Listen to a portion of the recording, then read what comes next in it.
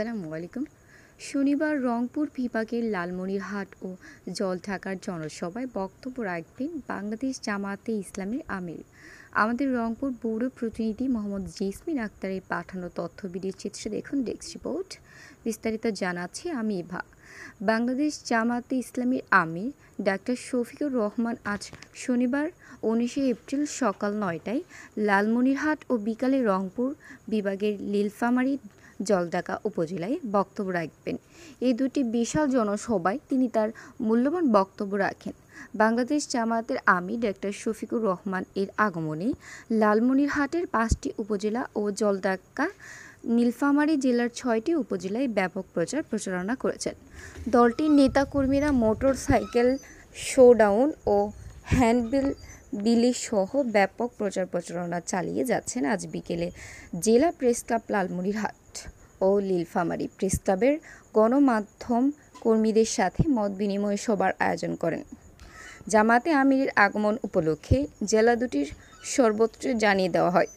বাংলাদেশ জামায়াতে ইসলামীর আমির ডাক্তার শফিকুল ইসলাম আজ 19 এপ্রিল লালমনিরহাট জেলা জামায়াতের আয়োজনে সকাল 9টায় জেলা সদরের কালেক্টরেট মাঠে এবং বিকালে নীলফামারীর জলঢাকা উপজেলা জামায়াতের আয়োজনে জলঢাকা স্টেডিয়াম মাঠে বিশাল জনসভার আয়োজন করেছেন। এই দুই জায়গায় তিনি তার মূল্যবান বক্তব্য রাখেন। জনসভাটি সাফল্যমণ্ডিত করতে সাধারণ জনগণকে অংশগ্রহণ করার জন্য ব্যাপক প্রচার ও প্রচারণা চলছে বলে সাংবাদিকরা খেয়াল করেন।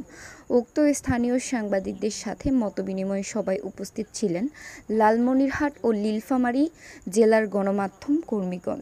নীলফামারী জেলা জামায়াতের আমির অধ্যক্ষ মাওলানা আব্দুস সাত্তার, নায়েবে আমির ডাক্তার খায়রুল আনাম, সেক্রেটারি অধ্যাপক আন্তাজুল ইসলাম, জেলা কর্মপরিষদের সদস্য বীর মুক্তিযোদ্ধা মনিরুজ্জামান মন্টু, সদর উপজেলা জামায়াতের আমির আবু হানিফা শাহ, শহর আমির ও সেক্রেটারি যথাক্রমে অধ্যাপক আনোয়ারুল ইসলাম ও আনিসুর রহমান, আজাদ শাহ ও নীলফামারী জেলা জামায়াতের জেলা মিডিয়া ও প্রচার সেক্রেটারি সাদেক হোসেন।